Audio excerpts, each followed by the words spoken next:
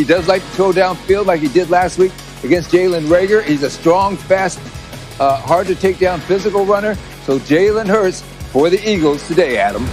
And more, for the time being, the Philadelphia Eagles intend to keep Carson Wentz, but they are on the clock. The Eagles must make a decision by the second day of the league year in March of 2021, because on the third day of the league year, Wentz's $22 million base salary for 2022 becomes fully guaranteed, and his roster bonus of $10 million also is paid out. So even though the organization is saying all the right things about Wentz for now, and even though they are tied to him financially, there are some decisions that loom in the future, but for now, they do intend to keep him. They don't plan on trading him, and the cost, frankly, is prohibitive, Sam, if they do. Yeah, it's a complicated situation, guys. It's a position that Carson Wentz has never been in his time in the league. So I'm not saying you're an expert at this, Matt, but what's it like for him? What's it like to be benched? Yeah, listen, it stinks. Like, it's humiliating.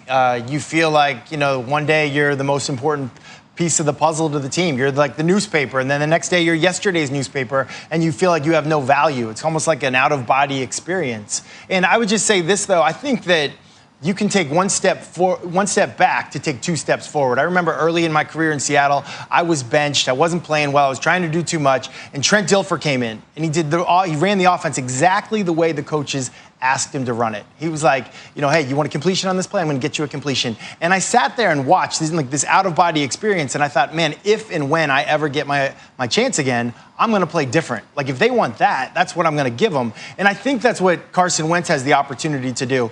Jalen Hurts is going to go out there and he's going to run the offense the way that it should be. He's like a rookie, basically. I'm going to go out, I'm going to get completions. I'm going to stay ahead of the change. It's going to be 2nd and 5. He's not going to lead the league in interceptions and turnovers and sacks. He's just going to play within the system, within himself. And I would expect Carson Wentz will get another shot at some point, and we'll see a better version of him. But right now, Sam, it's miserable. It is absolutely miserable. You want your team to win, but you're hurting, you're struggling, and you just don't even have the words and the emotions right now. And if you're Carson Wentz's teammate, you hope he's upset. You hope that this bothers him because, truthfully, everybody needs a slice of humble pie once in a while in their careers, and that's what he got served up. So I think it's important. You've got the experience you're talking about, who he is now, because Jalen Hurts is the quarterback now. Can he be in that supportive role? The only example I have is when Brady was named starter over Drew Bledsoe. Back when Brady took off, Drew was upset.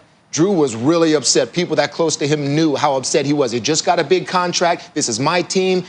Behind closed doors, yes, he voiced his opinion. But still, he was supportive to Brady on the sideline. He was a resource for Tom. Can Carson Wentz fulfill that role? Yeah, it's funny. Like, you guys make phenomenal points right there. But Sam talked about how this has never happened to Carson Wentz before, but it sure feels like it's happened before, doesn't it? Like, it almost feels like he got benched during that Super Bowl run. He didn't. He was injured. So this is all new to him. And you're right, Matt. If he responds this way and he's willing to, to respond this way and to take that outside look, this might be the best thing for him. But is he that type of guy? I guess that's what we'll find out in the future.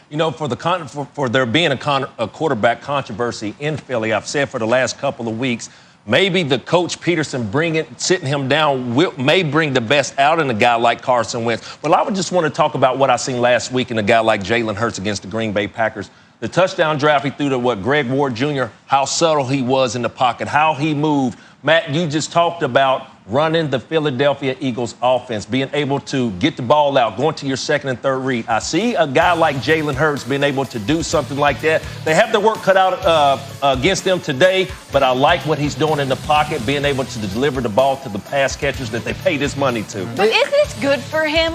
Like, if you're Jalen Hurts, you got to know the leash is very short when you've got a guy that's making $100 million sitting on the bench waiting to get back in. And from Adam's report, by all intents and purposes, in terms of Philly's perspective, they're expecting to get Carson back. So how long is the leash? You throw a couple picks and you're pulled? We talked about the reset button that was needed by Carson Wentz. You can tell Doug Peterson was trying to coach him out of his struggles, and that just wasn't happening. And so this is your last resort, and you have to do it. I think it's good for Carson Wentz. I mean, I think of the situation that he's been in for the last couple years, and The Philadelphia Eagles won a Super Bowl, and he had to watch. Nếu bạn mua You know, cổ and the phiếu- guy that won the Super Bowl, that was the MVP, they got rid of. And they say, okay, Wentz, you're our guy, go do what he did. And maybe that pressure's been on him for so long that he needs to just step back a little bit and just start playing football and see it from a different perspective. Maybe that's good for him. Yeah, it'll be interesting to see how he carries himself on the sideline today. We're going to get to more on this game. I know they're playing the Saints, probably the team we should be talking about more. We will do that later in the show. But for now, let's get to our opening kicks, what you're most excited to see today. Teddy kicks off. Game of the night, Sam. Steelers at the Buffalo Bills.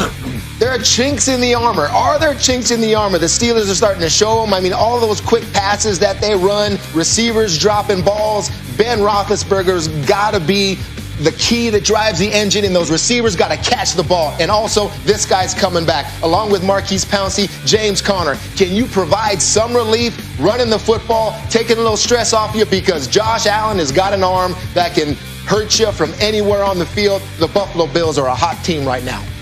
Man, last time this team was in Miami, the confetti was falling.